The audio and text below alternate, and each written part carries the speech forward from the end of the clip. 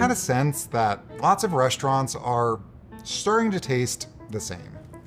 And maybe you too have had a sense that something is amiss.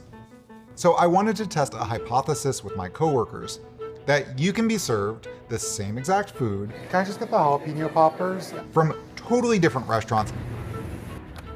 The fried pickles. Can I get the fried pickles? But made in the same factory, whether you wanted it or not. Can I get the funnel cake fries? Here's the question behind this test. Are we trapped into eating the same mediocre food from New York to Alaska? And if so, why? And who's behind it? All right, moment of truth. That's the mystery we're going to unpack today. To get to the bottom of it, first I went to Harlan, Iowa, woke up at 5 a.m. to talk to a restaurant owner about how they get their food. I'm Ellen Walsh-Roseman, and I own Milk and Honey. The thing is, Ellen's restaurant does it differently than most restaurants in 2025. She showed me how she makes something from scratch for French toast. She uses a distributor to get most base ingredients, the milk from a local dairy and the eggs from a local farm, Ellen's. The bread is brioche that the restaurant makes from scratch. From there, the brioche gets baked, cut, dipped in homemade custard, griddled, and served to you, the customer. Or, luckily enough, me.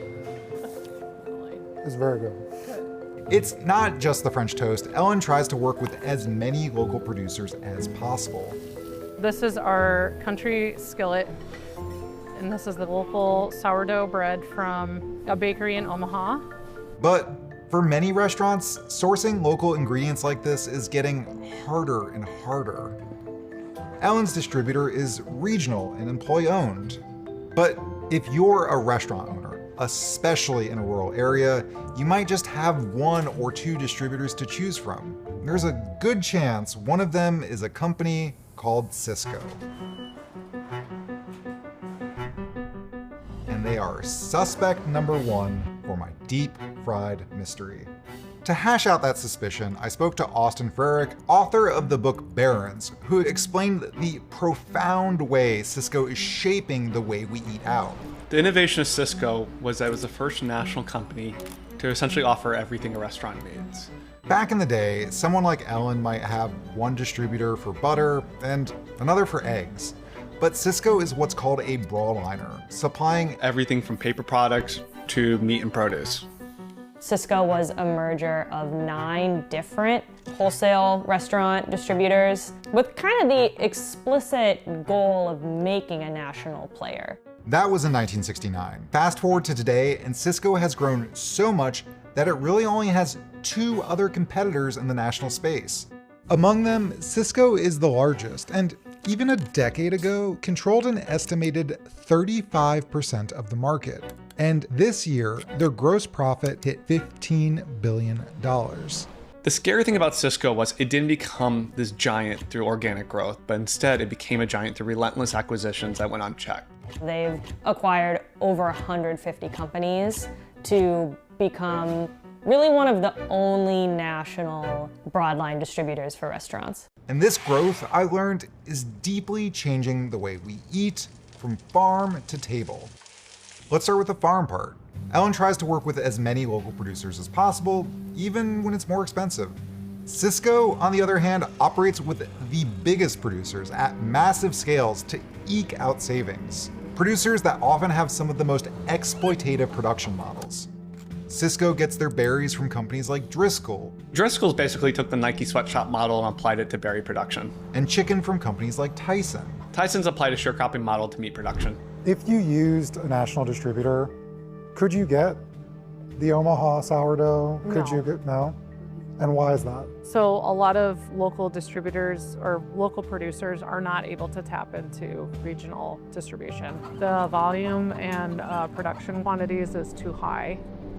Sysco scours the globe for a good deal, and there's reason to be concerned about how they're getting some of those deals. Seafood is the best example of this. Many providers to Sysco have been accused of engaging in slave labor. That includes forced Uyghur and North Korean labor in China. Basically, any dark part of the food system has moved offshore, which makes policing it really, really hard to do. But Sysco doesn't just source shrimp and strawberries. They have their own line of mass-manufactured frozen foods. Everything from sourdough and brioche to, as I learned from researching this, jalapeno poppers, other fried appetizers, and desserts. Frozen food, it turns out, isn't just a facet of the Sysco business model, it drives it. I don't think Americans appreciate that frozen food allows these long exploitative supply chains. In the early 2000s, Sysco was buying jalapeno poppers assembled in Mexico for well below minimum wage and shipped frozen all over the country. It allows a race to the bottom in terms of labor standards and pay.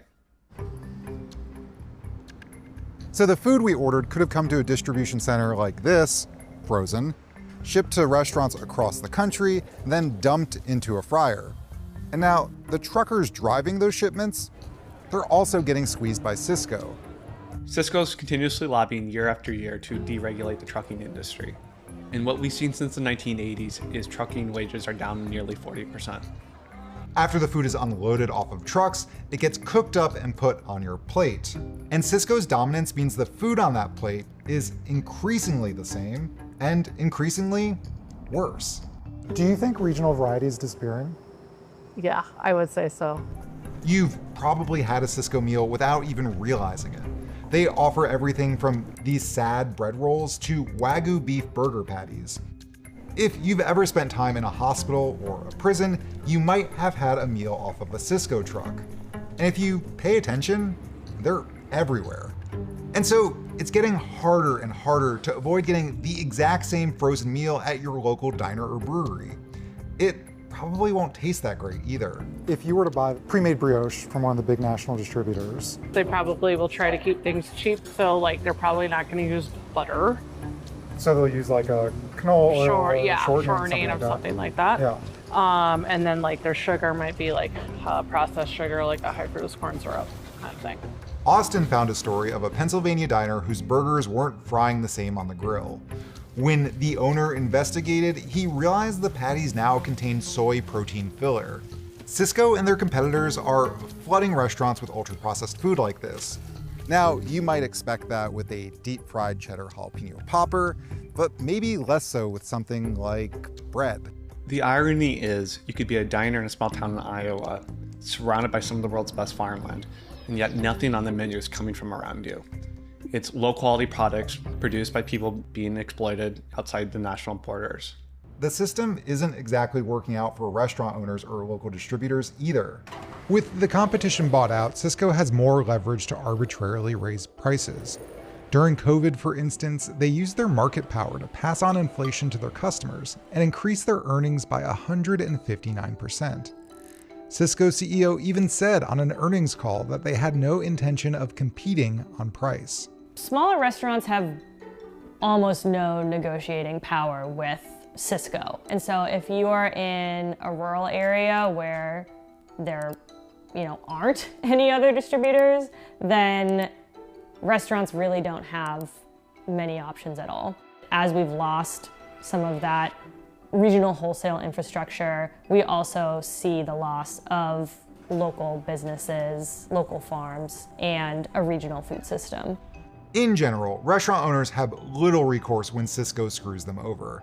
Complaints are rampant about late deliveries, crushed eggs below stacks of boxes, even swapping ingredients without informing restaurants. As the industry continues to consolidate, these issues will only get worse. Sysco already tried to buy their largest competitor, US Foods, but was shut down by the FTC. Now, Sysco's two largest competitors are signaling they might try to merge. In an environment where the biggest companies aggressively push out competition, makes sense. It also means restaurants will have even less choice than they already do, and farmers will have less bargaining power when selling their food. The most aggressive, gold standard thing that an antitrust enforcer could do would be to look at some of these deals and say, maybe we went too far. Like maybe we let Sysco acquire too many companies and we should unwind some of those and break up Sysco. That's something that we've seen antitrust enforcers take on with past deals like Ticketmaster. The FTC could also block future acquisitions. And states and federal regulators could scrutinize discount programs that people like Claire and Austin suspect Sysco is using to drive out the competition. But what about my mission to get the same food in entirely different states? We ordered a mix of jalapeno poppers, fried pickles, and funnel cake fries in Nebraska, New York, New Jersey, Pennsylvania, and in Alaska. All right, Moment of truth. jalapeno popper. Never been to this restaurant, never been to the city, but it just tastes like something I've had 100 times. In Omaha, I am pretty sure I got the Sysco brand jalapeno popper, though, to be fair, their main competitor sells almost the same thing. The one that I got in Brooklyn was clearly different than that one and was a little bit better. Here in New Jersey, I ordered funnel cake fries. They seem exactly the same as the ones I got in Omaha. A fellow producer also ordered them in Philadelphia and another in Anchorage. They look pretty similar. I also ordered some fried pickles, which is what my fellow producer ordered in Philly. They're clearly different. One is chips, one is spears, but there's a chance that I got these Sysco pickle spears. Don't get me wrong. You've probably had a frozen Sysco meal and thought it was totally fine. But the point is, in this giant food system, something is being lost. Regional variety, local jobs, local businesses, and just having a unique meal, a meal that's different.